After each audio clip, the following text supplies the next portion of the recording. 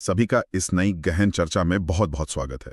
आज हमारे पास जो विश्लेषण के लिए जो स्रोत है ना, वो कोई बहुत भारी भरकम रिसर्च पेपर या साइंस जर्नल नहीं है। बिल्कुल। बल्कि ये हमारी रोजमर्रा की जिंदगी, हमारी आदतों और हमारी जो आस्था है उससे बहुत गहराई से जुड़ा हुआ एक वीडियो है। और ऐसे ही स्रोत सबसे ज्यादा दिलचस्प होते हैं, है ना? सही कहा। तो आज हम भक्ति की शक्ति नाम के एक चैनल के बहुत ही रोचक अंश पर बात करने वाले हैं। इस वीडियो का शीर्षक है शुक्रवार, लक्ष्मी पूजा, शुक्रवार का राशिफल और समृद्धि के उपाय। और आज के इस चर्चा का हमारा जो मुख्य उद्देश्य है वो ये समझना है कि कैसे ज्योतिष शास्त्र की गणनाएं, रोजमर्रा की जिंदगी की उम्मीदें और सदियों से चले आ रहे पारंपरिक उपाय, ये सब एक साथ मिलकर लोगों को दिशा देते हैं। बिल्कुल दिन भर की आपाधापी में एक दिशा देने का काम करते हैं। ये देखिए, ये एक बहुत ही प्रासंगिक विषय है। अक्सर हम लोग इस तरह के वीडियो या राशिफल को ना बहुत हल्के में ले लेते हैं। हाँ, कि बस ऐसे ही है। लेकिन जब हम इन स्रोतों का गहराई से अध्ययन करते हैं तो एक बहुत ही अलग नजरिया सामने आता है।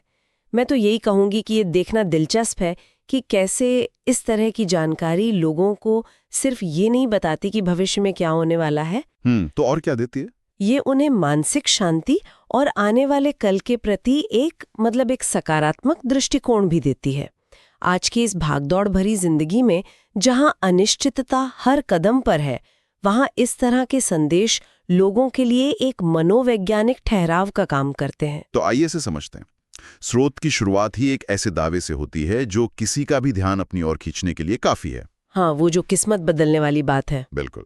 वीडियो की शुरुआत में ही कहा गया है कि आज का शुक्रवार आपकी किस्मत बदल सकता है, और इसके आगे बताया गया है कि अगर आज के दिन माता लक्ष्मी की कृपा मिल जाए तो घर में धन, सुख और समृद्धि दस्तक दे सकती हैं।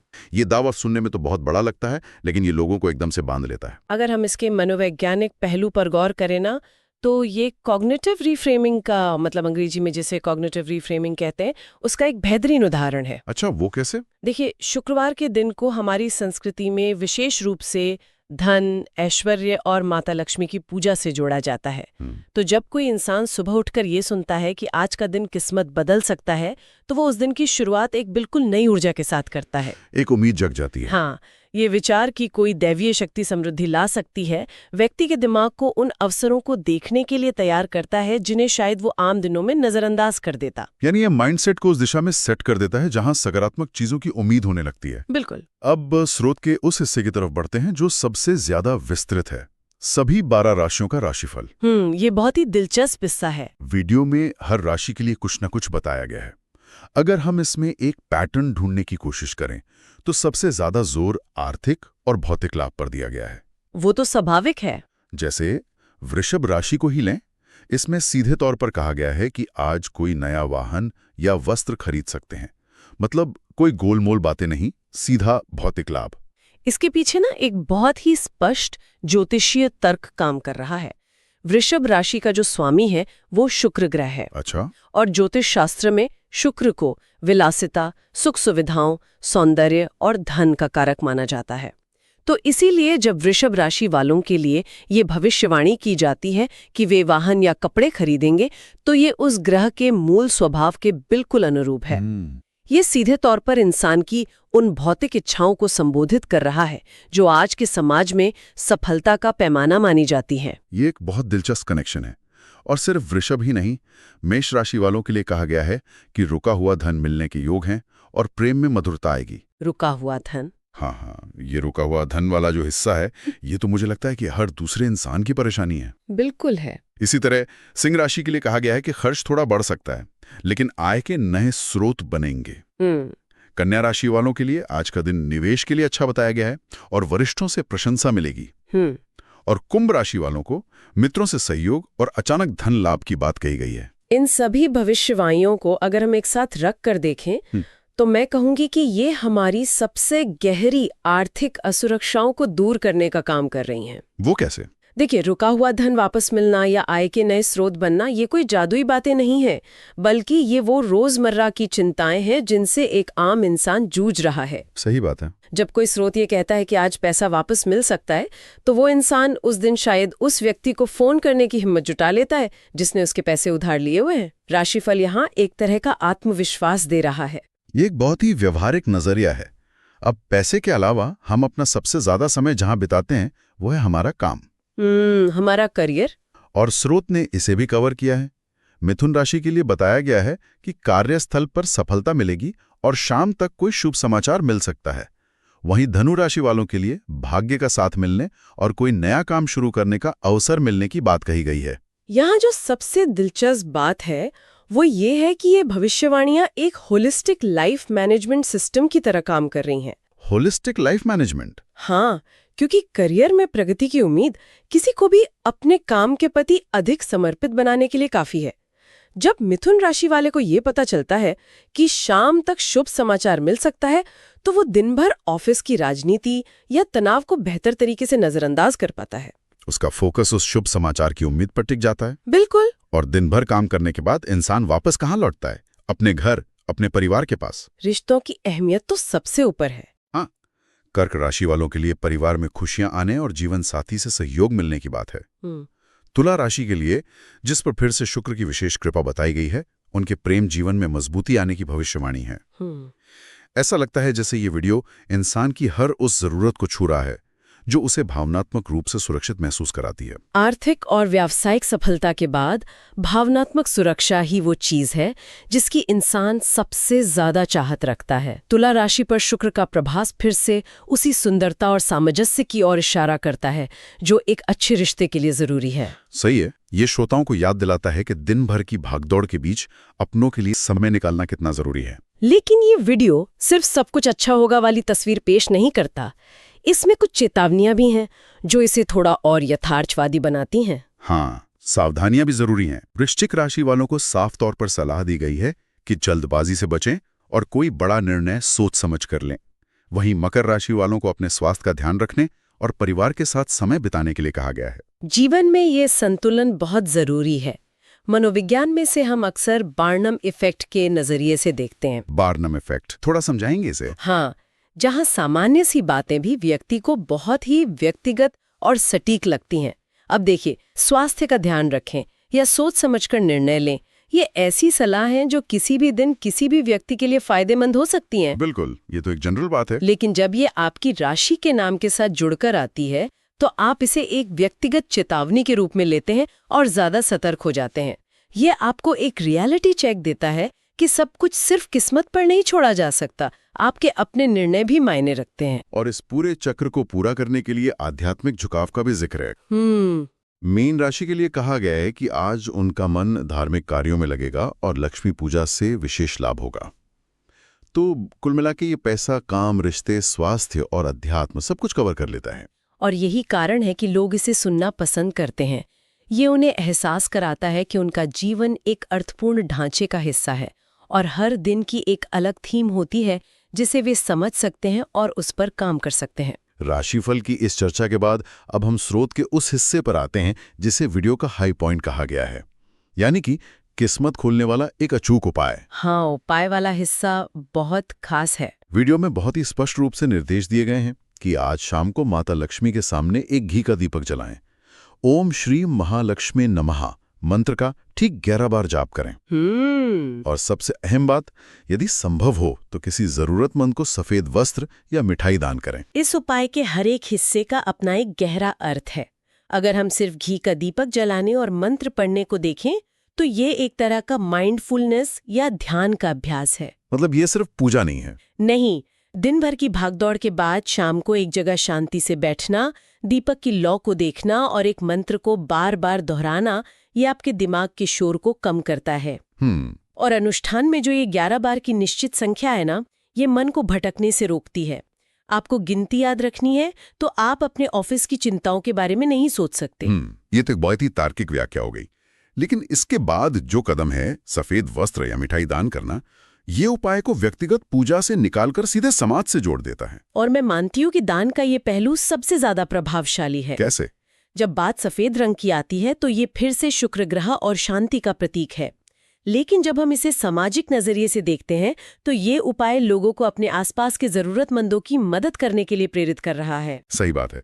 दान करने से इंसान के दिमाग में डोपामीन और ऑक्सीटोसिन जैसे रसायन रिलीज होते हैं जो खुशी और जुड़ाव का एहसास कराते हैं। तो इसका मतलब ये हुआ कि जो किस्मत खुलने या समृद्धि आने की बात कही जा रही है, उसका एक बड़ा हिस्सा उस आत्मिक संतुष्टि से आ रहा है जो किसी की मदद करने से मिलती है। बिल्कुल। जब आप कुछ देते हैं तो आप खुद को एक संपन्न स्थिति में महसूस करते हैं। ये आपको कमी की मानसिकता से निकालकर प्रचुरता या अबंडेंस की मानसिकता में ले जाता है। आप तभी दान कर सकते हैं जब आपके पास कुछ हो। ये कृत्य आपको खुद ही एहसास दिलाता है कि आप सक्षम हैं। बहुत ही सुंदर बात है। व्यक्तिगत आस्था और सामाजिक भलाई का एक बहुत ही सुंदर मिश्रण है ये। हाँ। अब यहाँ से ये स्रोत एक बहुत ही आधुनिक और शायद सबसे ज्यादा दिलचस्प मोड़ लेता है। वो कॉल टू एक्शन वाला हिस्सा। हाँ, वीडियो के अंत में जो कॉल टू एक्शन दिया गया है वो हमारे आज के डिजिटल युग की सच्चाई को पूरी तरह से सामने रख देता है। स्रोत में बहुत ही स्पष्ट शब्दों में कहा गया है, अगर आप चाहते हैं कि हर दिन का राशिफल और उपाय सबसे पहले मिले तो वीडियो को लाइक करें, चैनल को सब्सक्राइब करें और कमेंट में लिखें जय माता लक्ष्मी। अगर हम इसे बड़ी तस्वीर से जोड़ें तो यह आज की चर्चा का सबसे विचारणीय बिंदु है। ये बताता है कि आज के डिजिटल युग में धार्मिक और आध्यात्मिक प्रथाएं कैसे बदल रही हैं और तकनीक के साथ कैसे तालमेल बिठा रही हैं। इस पर थोड़ी और गहराई से बात करते हैं। वीडियो को लाइक करें और सब्सक्राइब करें, ये तो समझ में आता है कि ये किसी भी यूट्यूब चैनल को आगे बढ़ाने का तरीका है। लेकिन कमेंट में जय माता लक्ष्मी लिखें, ये कैसे काम कर रहा है? देखिए, यूट्यूब या किसी भी सोशल मीडिया प्लेटफॉर्म का जो एल्गोरिदम है वो आपकी भावनाओं या आपकी आस्था को नहीं समझता। वो तो मशीन है। बिल्कुल, वो सिर्फ एंगेजमेंट समझता है। कितने लोगों ने वीडियो देखा, कितनों ने लाइक किया और कितनों ने कमेंट किया। जब क्रिएटर ये कहता है कि कमेंट में जय माता लक्ष्मी लिखें, तो वो दरअसल प्राचीन आस्था को सिलिकॉन वैली के मैट्रिक्स के साथ जोड़ रहा है। हाँ, क्या बात है। हजारों लोग कमेंट करते हैं जिससे वीडियो को एक बहुत भारी एंगेजमेंट मिलता है और एल्गोरिदम उस वीडियो को और ज्यादा लोगों तक पहुंचाता है। ये तो एक तरह से आस्था का गेमिफिकेशन हो गया। हाँ बिल्कुल। जहां पहले हम मंदिर की सीढ़ियां चढ़ते थे या घंटे बजाते थे अपनी उपस्थिति दर्ज कराने के लिए, अब हम डिजिटल स्पेस में कमेंट टाइप करके अपनी उपस्थिति दर्ज करा रहे हैं। और ऐसा करके एक पूरी की पूरी वर्चुअल कम्युनिटी यानी आभासी समुदाय का निर्माण हो रहा है। Virtual community? हाँ, जब कोई व्यक्ति कमेंट सेक्शन में जाता है और देखता है कि वहां पहले से ही हजारों लोगों ने जय माता लक्ष्मी लिखा हुआ है, तो उसे एक अजीब सा सुकून मिलता है। वो सोचता है कि मैं अकेला नहीं हूँ जो इन उपायों में विश्वास रखता है, मेरे जैसे हजारों और भी हैं। ये बहुत ही शक्तिशाली भावना है। लोग एक दूसरे को व्यक्तिगत रूप से नहीं जानते, उन्होंने कभी एक दूसरे की शक्ल नहीं देखी है, लेकिन फिर भी वे एक ही कमेंट बॉक्स में एक ही मंत्र लिखकर एक सामूहिक चेतना का हिस्सा बन रहे हैं। बिल्कुल। ये आधुनिक युग की एक डिजिटल प्रार्थना सभा की तरह है, जहां हर एक कमेंट एक दिए की तरह है जिसे किसी ने अपनी आस्था से जलाया है। ये डिजिटल कम्युनिटी का सबसे सकारात्मक पहलू है, लेकिन साथ ही ये भी ध्यान देने योग्य है कि कैसे तकनीक हमारे व्यवहार को आकार दे रही है। वो कैसे? क्रिएटर ये बहुत अच्छी तरह जानता है कि अगर वो सिर्फ लाइक करने को कहेगा तो शायद लोग भूल जाएं, लेकिन जब वो किसी मंत्र या भगवान का नाम कमेंट करने को कहता है तो वो श्रोताओं की धार्मिक भावनाओं को उस कॉल टू एक्शन से जोड़ देता है। एक जिम्मेदारी का एहसास। हाँ, कमेंट न करना लोगों को ऐसा लग सकता है जैसे उन्होंने कोई धार्मिक अनुष्ठान अधूरा छोड़ दिया हो। ये एक बहुत ही बारीक मनोवैज्ञानिक दाम है। यहाँ लोगों के लिए स्पष्ट करना बहुत जरूरी है कि इस चर्चा में हम जो भी विश्लेषण कर रहे हैं वो किसी भी तरह की धारणा या फैसले पर आधारित नहीं है। बिल्कुल नहीं। हम यहाँ किसी भी विशेष धार्मिक मान्यता या डिजिटल रणनीति का न तो समर्थन कर रहे हैं और न ही किसी को सही या गलत ठहरा रहे हैं। हमारा काम सिर्फ निष्पक्ष रूप से ये समझना है कि स्रोत में दी गई जानकारी और उसके तरीके लोगों के जीवन और उनके डिजिटल व्यवहार को कैसे आकार दे रहे हैं। यह स्पष्टीकरण बहुत ही सटीक है। एक विश्लेषक के तौर पर हमारा काम चीजों को वैसे ही देखना है जैसी वे हैं। आस्था और तकनीक का ये मिलन आज की सच्चाई है। ये देखना बहुत दिलचस्प है कि कैसे एक पारंपरिक विश्वास प्रणाली ने खुद को खत्म नहीं किया, बल्कि आधुनिक तकनीक के अनुरूप खुद को ढाल लिया है। तो अगर आज की इस पूरी गहन चर्चा के सभी पन्नों को समेटा जाए तो हमने कई अलग अलग और बहुत ही महत्वपूर्ण पहलुओं को एक साथ देखा। हाँ, काफी कुछ कवर किया हमने शुरुआत में इस मनोविज्ञान को समझा कि कैसे शुक्रवार का दिन और एक सकारात्मक दावा लोगों के दिन की शुरुआत को ऊर्जा से भर देता है। फिर हमने सभी 12 राशियों के राशिफल का बहुत ही बारीकी से विश्लेषण किया, जहां हमने देखा कि कैसे ये भविष्यवाणियां आर्थिक लाभ की उम्मीद से लेकर करियर की चिंताओं, पारिवारिक रिश्तों की जरूरत और स्वास्थ्य की सावधानियों तक मानव जीवन के हर एक पहलू को छूती हैं और उन्हें एक ढांचा प्रदान करती हैं। और इसके साथ ही हमने उस अचूक उपाय के पीछे छिपे संतुलन को भी समझा। बिल्कुल। कैसे वो उपाय सिर्फ एक व्यक्तिगत प्रार्थना तक सीमित नहीं रहता, बल्कि घी के दीपक और मंत्रों के जरिए मानसिक एकाग्रता लाने के साथ साथ किसी जरूरतमंद को दान करने की बात कहकर हमें समाज से भी जोड़ता है। सही बात है। ये बताता है कि सच्ची शांति केवल प्रार्थना में नहीं बल्कि कर्म और करुणा में भी निहित है। और अंत में हमने आज के इस डिजिटल युग में आस्था के उस नए रूप पर बहुत विस्तार से बात की। डिजिटल प्रार्थना सभा। हाँ, जहां लाइक करने, सब्सक्राइब करने और कमेंट सेक्शन में जय माता लक्ष्मी लिखकर लोग एल्गोरिथम की दुनिया में एक विशाल और मजबूत वर्चुअल कम्युनिटी का निर्माण कर रहे हैं। आस्था और डिजिटल एंगेजमेंट का ये मेल शायद हमारी आज की संस्कृति का सबसे दिलचस्प हिस्सा है। मैं कहूंगी कि इस पूरी चर्चा की जो सबसे बड़ी प्रासंगिकता है वो ये है कि हमें हमारे अपने स्वभाव का आईना दिखाती है। आज की इस तेज रफ्तार जिंदगी में जहां हमारे फोन लगातार बज रहे हैं, कान है और भविष्य की चिंताएं हमें घेरे हुए हैं, वहां लोग प्राचीन ज्ञान और इन छोटे छोटे उपायों में कुछ पल का सुकून और नियंत्रण तलाशते हैं। ये बात एकदम सटीक है। ये जानकारी इंसान को ये महसूस कराती है कि इस अनिश्चित दुनिया में उसका अपनी जिंदगी पर कुछ तो नियंत्रण है। बिल्कुल। और अब इस गहन चर्चा को समाप्त करने से पहले एक ऐसा विचार जिस पे गहराई से सोचा जाना चाहिए। बताइए। स्रोत में जो उपाय बताया गया है उसमें बहुत ही विशेष रूप से दान करने और ध्यान लगाकर मंत्र पढ़ने की बात कही गई है। तो एक बहुत ही बड़ा सवाल ये उठता है कि क्या इन अनुष्ठानों को करने से मिलने वाली मानसिक शांति और जीवन में आने वाली समृद्धि का मुख्य कारण वास्तव में ब्रह्मांड में घूम रहे ग्रहों की चाल और नक्षत्रों की स्थिति है, या फिर ये शांति इसलिए आती है क्योंकि हम अपनी दिन भर की आपाधापी और भागदौड़ को रोककर कुछ पल के लिए शांति से बैठते हैं, एक दीपक जलाते हैं, अपने दिमाग के शोर को शांत करते हैं और किसी जरूरतमंद की निस्वार्थ भाव से मदद करते हैं। बहुत ही गहरा सवाल है ये। क्या ये संभव है कि जो खुशी हम ग्रहों से मांग रहे हैं वो दरअसल हमारे अपने ही उन छोटे छोटे अच्छे कर्मों और उस गहरी आत्मिक संतुष्टि का परिणाम है जो अंततः हमें भीतर से समृद्ध बनाती है? मैं तो यही कहूंगी कि एक बहुत ही खूबसूरत और विचारोत्तेजक प्रश्न है। ये आस्था, मनोविज्ञान और इंसानियत के बिल्कुल मूल में जाता है। इस पर विचार करना निश्चित रूप से हम सभी को जीवन और अपनी रोजमर्रा की आदतों को देखने का एक नया नजरिया दे सकता है। ये एक ऐसा सवाल है जो स्रोत से निकलकर हमारी अपनी जिंदगी तक पहुंचता है। इसी शानदार विचार के साथ हम आज की इस गहन चर्चा को यहीं विराम देते हैं। इस विषय की इतनी सारी परतों को खोलने और आस्था, मनोविज्ञान और तकनीक के इस दिलचस्प तालमेल को हमारे साथ समझने के लिए बहुत बहुत धन्यवाद। ज्ञान, विश्लेषण और नई जानकारियों का ये सिलसिला आगे भी इसी तरह जारी रहेगा।